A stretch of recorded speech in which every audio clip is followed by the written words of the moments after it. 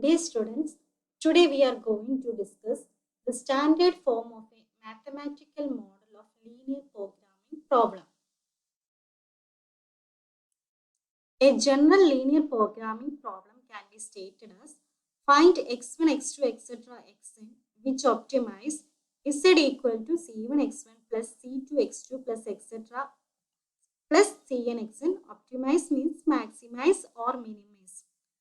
Subject to a11x1 plus a12x2 plus etc.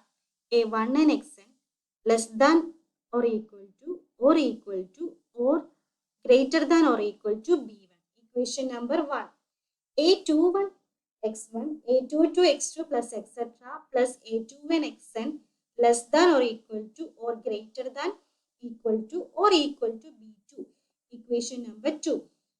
am1 x1 plus am2 x2 plus etc. plus amn xn less than or equal to or greater than or equal to bm. Equation number n.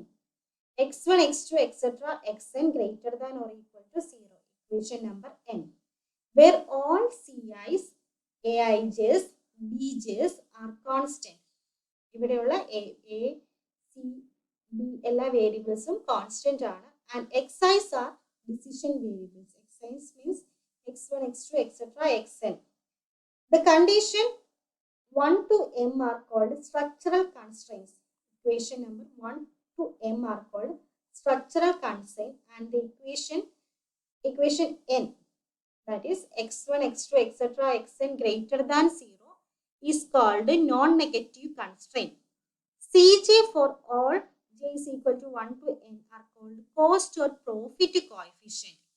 Aij for I is equal to 1 to etc. m and j is equal to 1 to etc. n are called structured coefficient.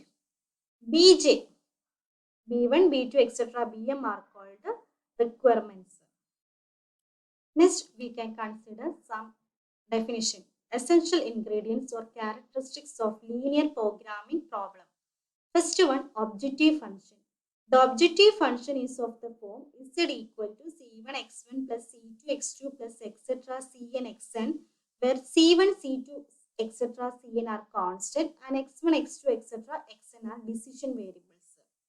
The mathematical formulation is the first sentence z equal to c1 x1 plus c2 x2 plus etc. plus cn xn. ആ ഇക്വേഷന് പറയുന്ന പേരാണ് objective function. Then linear constraints. There are a set of restrictions imposed on variables appearing in the objective function. These restrictions are due to limitation of resources.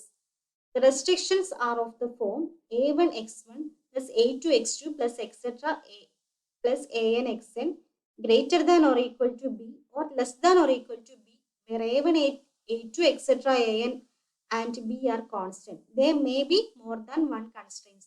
ഈ ഇക്വേഷനിലാണെങ്കിൽ first ഇക്വേഷന് പറയുന്ന objective function ആണ്. ബാക്കി 1 തൊട്ട് m വരെയുള്ള ഇക്വേഷന് പറയുന്നതാണ് constraints. Then feasible solution. A feasible solution to a linear programming problem is a set of values for the variable x1, x2, etc. xn which satisfy the constraints. Constraints satisfy ചെയ്യുന്ന x1, x2, xn എന്ന് പറയുന്നതാണ് feasible solution. Example, x1 plus x2 less than 3 എന്നാണെങ്കിൽ x1ന് നമ്മൾ 0 കൊടുക്കുന്നു, x2ന് 1 കൊടുക്കുന്നു, അതൊരു solution ആണ്. Then x1ന് 1ഉം x2ന് 2ഉം കൊടുക്കുന്ന ഒരു സൊല്യൂഷൻ ആണ്. ഈ സൊല്യൂഷൻസിന്റെ എല്ലാം പറയുന്നതാണ് ഫീസിബിൾ സൊല്യൂഷൻ. ഏത് വേരിയബിൾസ് x1, x2ന് വാല്യൂസ് കൊടുക്കുന്നു അത് സാറ്റിസ്ഫൈ ചെയ്യുന്നതിനാണ് ഫീസിബിൾ സൊല്യൂഷൻ എന്ന് പറയുന്നത്. Then optimal solution. There can be one or more feasible solution to a linear programming problem. ഒരു ലീനിയർ പ്രോഗ്രാമിംഗ് പ്രോബ്ലത്തിനകത്ത് ഒന്നും അതിൽ കൂടുതലോ ഫീസിബിൾ സൊല്യൂഷൻ ഉണ്ട്.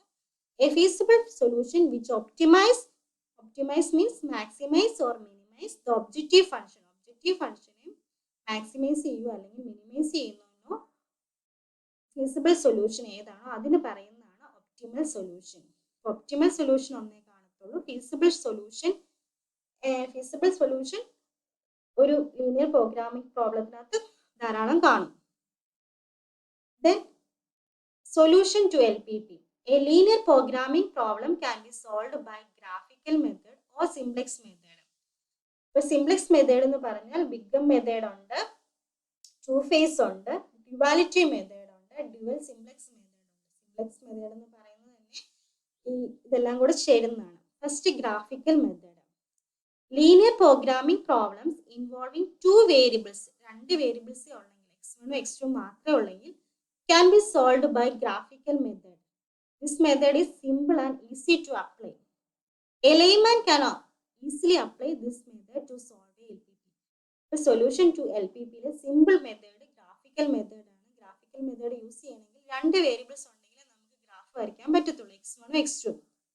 But linear programming problem involving more than two variables cannot be solved by this method. Each constraint is represented by line. If there are many constraints, many lines have to be drawn. This will make the graph difficult to read. ഇപ്പോൾ graphical method use ചെയ്യണമെങ്കിൽ രണ്ട് വേരിയബിൾസും ഒരുപാട് constraints ഇല്ലാതെ ഇരിക്കും. രണ്ടോ മൂന്നോ constraints ആണെങ്കിൽ graphical method ആയിരിക്കും easy. The steps for solving a LPP by graphical method. First, formulate the problem into a linear programming problem. ഒരു പ്രോബ്ലത്തെ മാത്തമാറ്റിക്കൽ രീതിയിലോട്ട് നമ്മൾ ചെയ്യുക. Each inequality in the constraints may be written as equality. Inequality എന്ന് പറയുമ്പോൾ കൺസ്ട്രെയിൻസിനകത്ത് greater than or less ദാനോ ആയിരിക്കും, അത് equality ആയിട്ട് എഴുതണം. Third one, draw straight line corresponding to the equation obtain in step 2. Step 2 നമ്മൾ constraints greater than or less than or ആണെങ്കിൽ equal to ആക്കി then അതിനുള്ള കറസ്പോണ്ടിങ് സ്ട്രെയിറ്റ് ലൈൻ വരയ്ക്കണം. So there will be as many straight lines are there are equations. ഇപ്പോൾ ഇക്വേഷൻസിന്റെ എല്ലാ straight line വരയ്ക്കണം. Fourth one, identify the feasible region. Feasible region is the area which satisfies all the constraints simultaneously. Fifth one, the vertices of the feasible region are to be located and their coordinates are to be measured. Calculate the value of objective function z at each vertex. The solution is the coordinates of the vertex which optimize the objective function and the corresponding value of the objective function. The 7 steps ആണ് നമുക്ക് graphical method solve ചെയ്യേണ്ടത്. Graphical method ചെയ്യണേ തന്നെ ആദ്യം ഓർക്കണം, 2 variables ഉള്ളതും 2 variables ആണെങ്കിൽ മാത്രമേ ചെയ്യാൻ പറ്റത്തുള്ളൂ. അതുപോലെ ഒരുപാട് കൺസ്ട്രെയിൻസ് ഉണ്ടെങ്കിൽ ഗ്രാഫിക്കൽ മെത്തേഡ് യൂസ് ചെയ്യാൻ പറ്റത്തില്ല. ഗ്രാഫിക്കൽ മെത്തേഡ് ആണ് ഏറ്റവും സിമ്പിൾ മെത്തേഡ്. ഗ്രാഫിക്കൽ മെത്തേഡിൽ ഫസ്റ്റ് സ്റ്റെപ്പ് എന്ന് പറയുന്നത് മാത്തമാറ്റിക്കൽ ഫോർമുലേഷൻ എഴുതുക. കഴിഞ്ഞ ക്ലാസ്സിൽ കണ്ടു മാത്തമാറ്റിക്കൽ ഫോർമുലേഷൻ എഴുതുന്നത്. Then second step, each inequality in the constraint may be written as equality ആയിട്ട് എഴുതണം. ഓരോ ഇൻഇക്വാലിറ്റീസും ഈക്വാലിറ്റി ആയിട്ട് സിമ്പിൾ, ഗ്രേറ്റർ ദാൻ ആണെങ്കിൽ equal to, less than equal to ആക്കിയിട്ട് സ്ട്രെയിറ്റ് ലൈൻസ് വരയ്ക്കുന്നത്. തേർഡ് സ്റ്റെപ്പ് എന്ന് പറയുന്നത് സ്ട്രെയിറ്റ് ലൈൻ വരയ്ക്കുന്നതാണ്. ദെൻ ഫീസിബിൾ റീജിയൻ ഐഡന്റിഫൈ ചെയ്യണം. ഫസ്റ്റ് സ്റ്റെപ്പും സെക്കൻഡ് സ്റ്റെപ്പും അറിയാം. തേർഡ് സ്റ്റെപ്പ് ഞാൻ എങ്ങനെയാണ് സ്ട്രെയിറ്റ് ലൈൻ വരയ്ക്കുന്നതെന്ന് കാണിക്കാം. Graphical representation. ചില എക്സാമ്പിൾ 2x1 = 10 ഇതിന്റെ ഗ്രാഫാണ് വരയ്ക്കേണ്ടതെങ്കിൽ വി ക്യാൻ റൈറ്റ് x1 = 10/2 5. അപ്പം ഗ്രാഫ് വരയ്ക്കണം. അപ്പം ഗ്രാഫ് വരയ്ക്കുമ്പോൾ x1 ഇവിടെ, x2 ഇവിടെ, പോയിന്റ്സ് അടയാളപ്പെടുത്തണം. x1 = 5 എന്ന സ്ട്രെയിറ്റ് ലൈൻ ഇതായിരിക്കും. x1 = 5 എന്ന് പറയുമ്പോൾ x2 പാരലൽ ആയിട്ടാണ് വരയ്ക്കേണ്ടത്.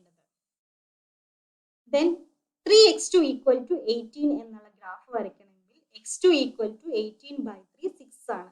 x2 = 6 എന്ന് പറയുമ്പോൾ x1 പാരലൽ ആയിട്ട് വേണം x2 = 6 വരയ്ക്കാൻ.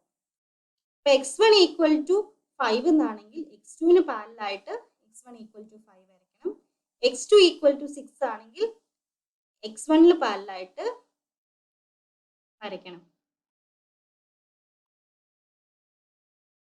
Then x1 plus x2 = 4. ഈ ഇക്വേഷൻ ആണ് വരയ്ക്കേണ്ടതെങ്കിൽ x1 x2 എഴുതുക.